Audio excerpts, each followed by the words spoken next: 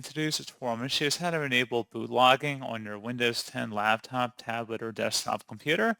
So this should hopefully be a pretty straightforward process here, guys. And without further ado, let's go ahead and jump right into it. So all I have to do is open up the search menu, tap the Shift key on your keyboard, select the power icon, and then select Restart.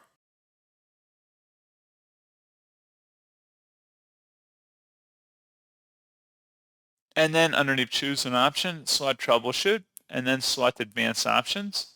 Select Startup Settings, change Windows startup behavior, and then select Restart.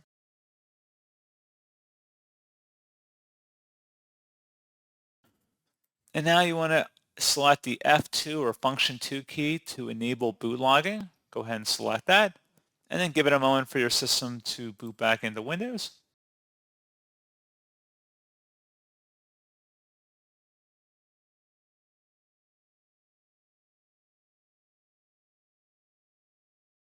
And that's all you have to do. So pretty straightforward process, guys. And as always, thank you for watching. I do hope that was able to help you out, and I do look forward to catching you all in the next tutorial. Goodbye.